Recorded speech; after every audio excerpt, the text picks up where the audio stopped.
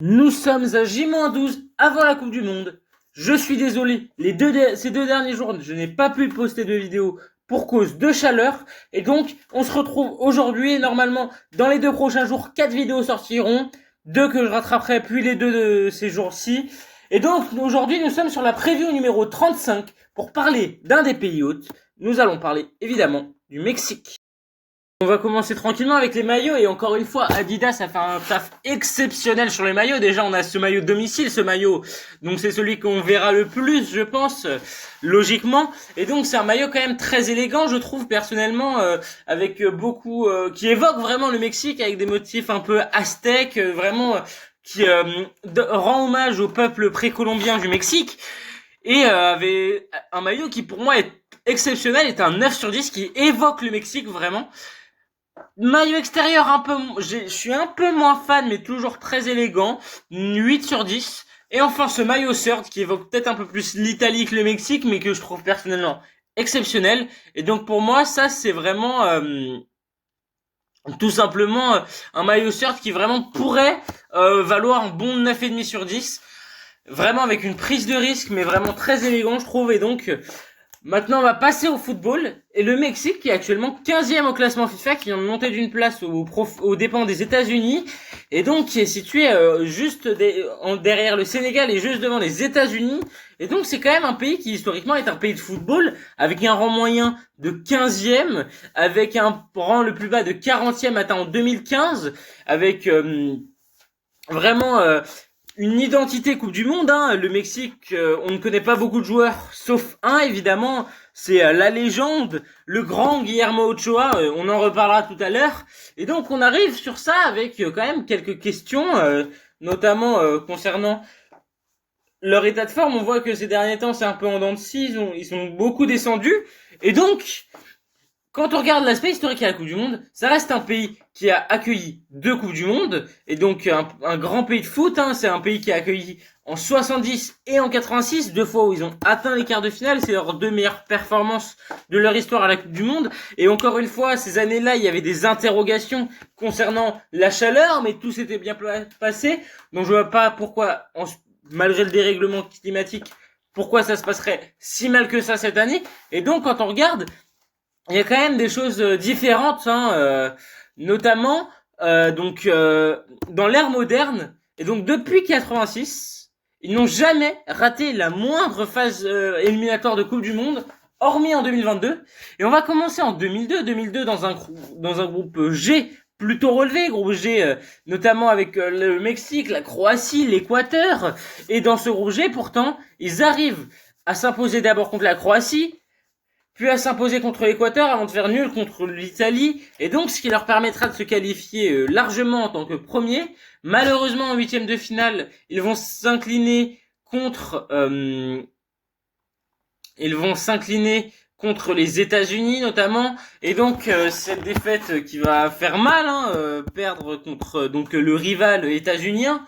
Et donc forcément ils reviennent revanchards en 2006 où ils tombent dans un groupe D plutôt relevé également, un groupe D notamment avec le Portugal, bon, l'Angola et l'Iran, ça allait. Et donc, ils arrivent quand même avec beaucoup de mal à se qualifier.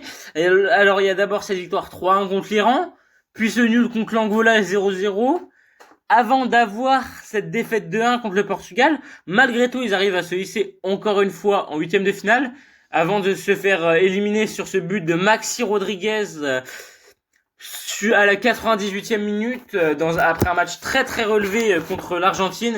Et donc malheureusement, une fois de plus, le Mexique n'arrive pas à aller plus loin. Et donc ils reviennent encore une fois en 2010 dans ce groupe A dont on se rappelle tous évidemment en 2010. Malheureusement, nous allons faire le dernier protagoniste autre que la France en 2010.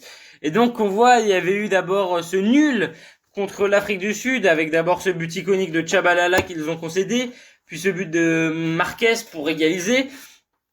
Puis il y a cette victoire 2-0 contre la France, avec notamment l'embrouille avec Anelka Domenech, où les termes qui ont été cités dans le journal de l'équipe n'ont jamais été dits.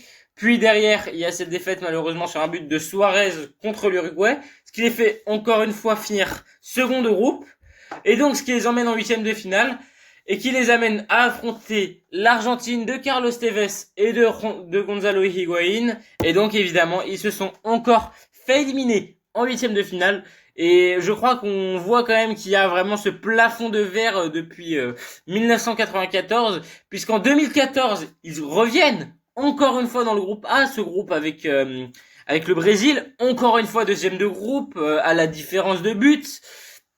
Et donc, ils arrivent d'abord à s'imposer 1-0 contre le Cameroun, puis à faire donc match nul 0-0 contre le Brésil, puis s'imposer seulement 3-1. C'est ce but qui fera la différence contre la Croatie, qui les fait terminer second de groupe.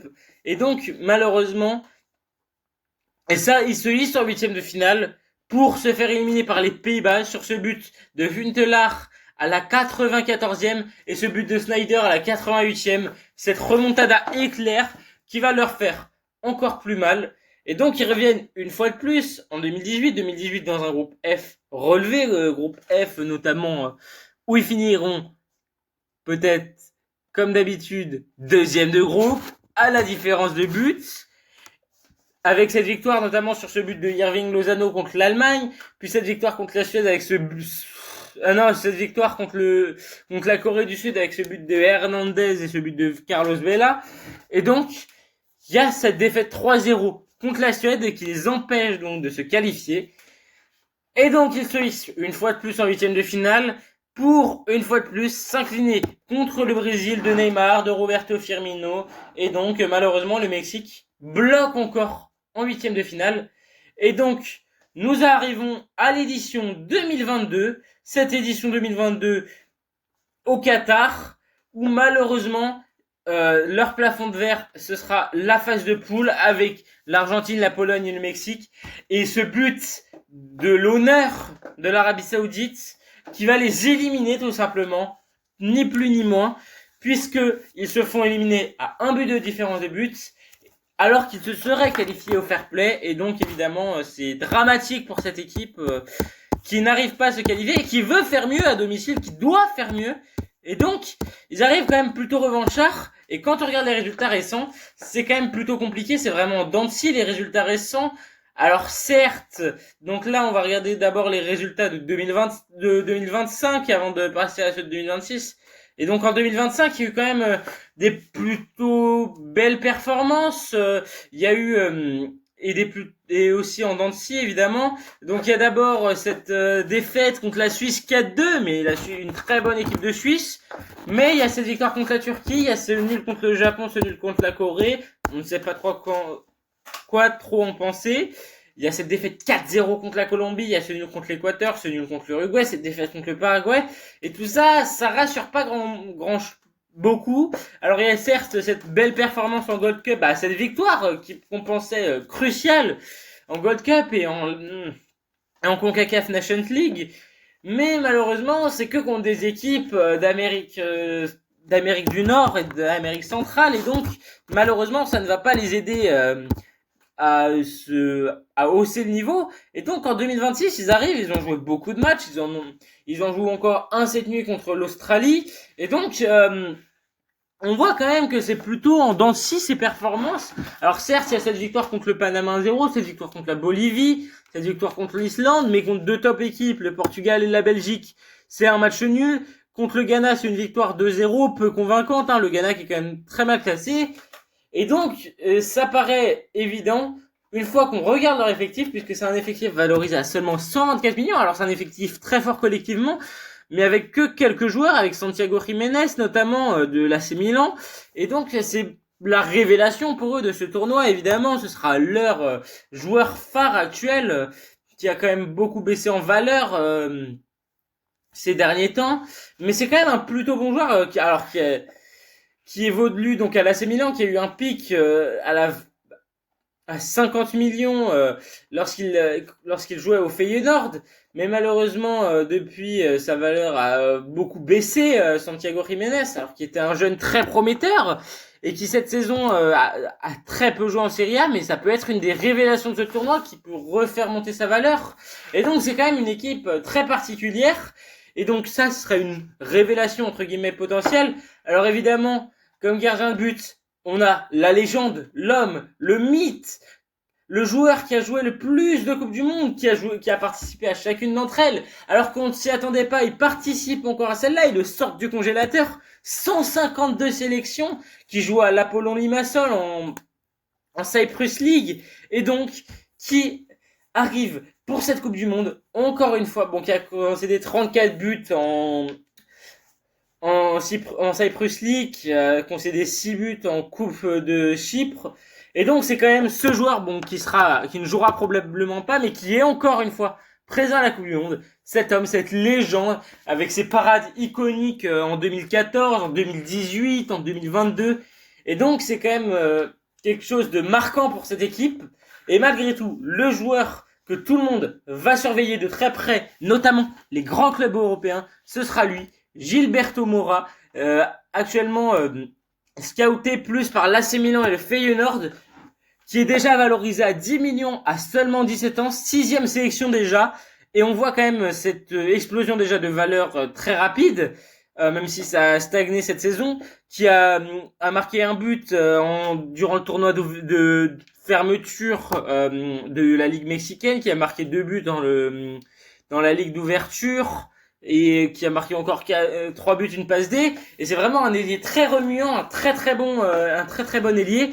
Et quand on regarde, c'est surtout sa progression dans les échelles du football national mexicain qui impressionne, puisque tout simplement, il a joué déjà 3 Coupes du Monde en l'espace d'un an, puisqu'il a joué la Coupe du Monde du 17, il a joué la Coupe du Monde du 20, et il va jouer la Coupe du Monde avec les grands.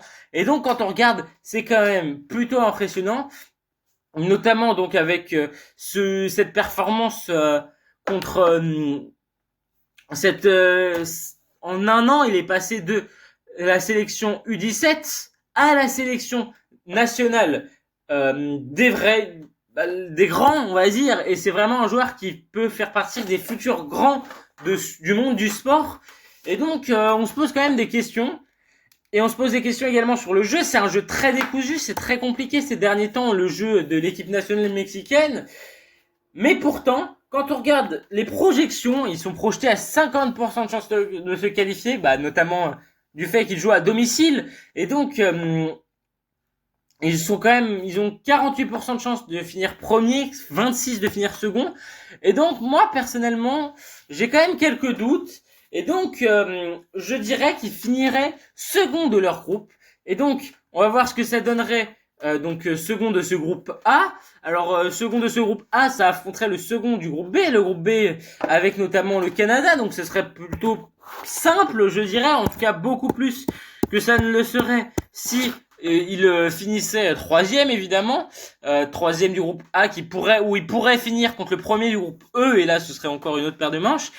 Et en tant que premier du groupe A, il pourrait finir par affronter un troisième de poule plutôt relevé. Et donc, il serait, je pense, plus judicieux pour eux de finir second. Mais on n'est pas là pour parler de ça. Et donc, je pense que on va assister à une Coupe du Monde très intéressante de la part du Mexique. En tout cas, c'est tout pour cette vidéo. N'hésitez pas à commenter, liker, vous abonner. Sur ce, ciao. La prochaine vidéo, ça sera sur les Lions de la Teranga, du Sénégal.